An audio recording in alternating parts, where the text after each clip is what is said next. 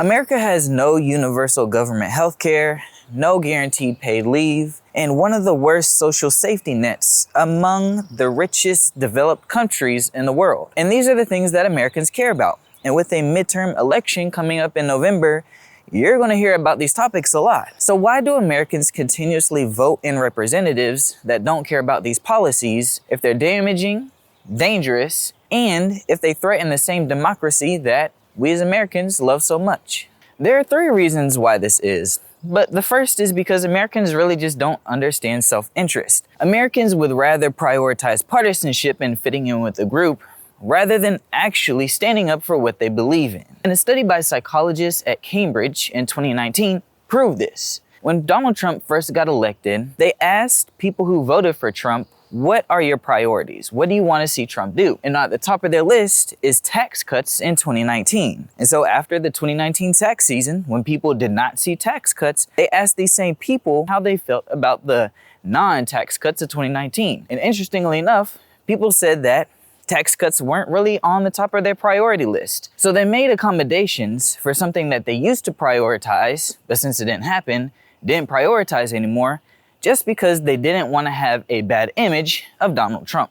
And it's people like this, honestly most of us, who think that we are free thinkers. 38% of the American population thinks that they are independent voters. That's not right. In actuality, only about 9% of the American population are true independent voters. Most people lean one way, liberal or conservative. Which gets us into point number 2. America's tribalism is so instilled into the culture that we can't get away from it.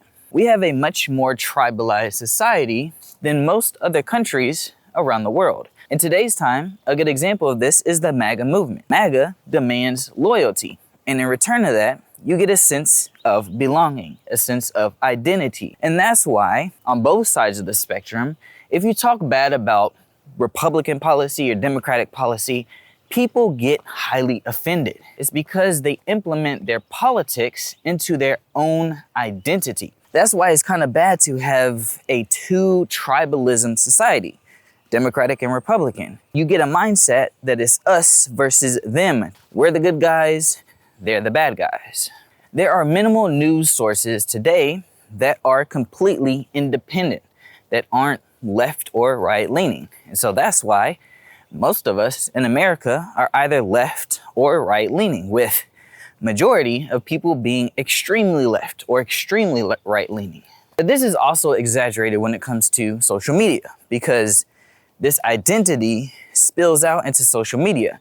And so people just attack each other on social media. So not only are we being fed specific and biased type of news, but we're also being fed biased type of opinions on social media on a day-to-day basis. Which gets me into the 3rd point, that we can learn something from other countries. You see, ever since I've been born, America has been the top country in the world. We have been number 1. And we have developed this mentality that somehow we are just a lot better than any other country. America is the best country in the world. This egotistical, selfish mindset. And it's this mindset that has gotten us to this point that we're at now. That America is a lot better than any other countries, and we can't learn from them because we're the best. And this is why we are struggling with things like no universal government health care, low to no cost for higher education, no guaranteed unemployment pay, weak social safety nets for the American people. But you know what? Other countries have this. We're America. We can't learn from them. We're the best. What are we going to learn from these other countries? What are we going to learn from the European Union? We have this mentality of we built this ourselves. And since we built it ourselves, we don't need any help, even if it's from the government. And that's why socialism and a socialist government is looked down upon in America. Now, I'm not promoting a socialist government, but if we're looking outside of America, socialist government, at least when it comes to helping middle and lower class citizens, seems to kind of work. Americans think that if you're in poverty, that is your fault. If you worked harder, if you tried harder, if you did more, that you wouldn't be in poverty anymore, that you will be good. And this is why, in my opinion, low-income white Americans continue to vow for welfare, however, still vote for GOP representatives that prioritize tax cuts to the rich and have a priority for corporate business owners. It's this disconnect. And this disconnect is caused by tribalism and not having a full understanding of their own self-interests. And again, this is due to America not looking around the world and learning from other countries. Did you know out of the 24-hour news coverage that we have in America, 23 of it is solely on America? That's not how other countries operate. In other countries, about 10 hours is dedicated to foreign policy.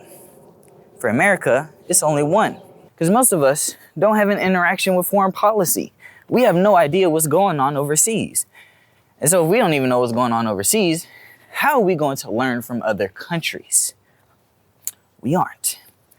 And so if we continue to live like this, we will continue to still be in this same dilemma. A great quote that my mom told me that I thought wasn't true, but now I realize it's true, is everybody needs somebody.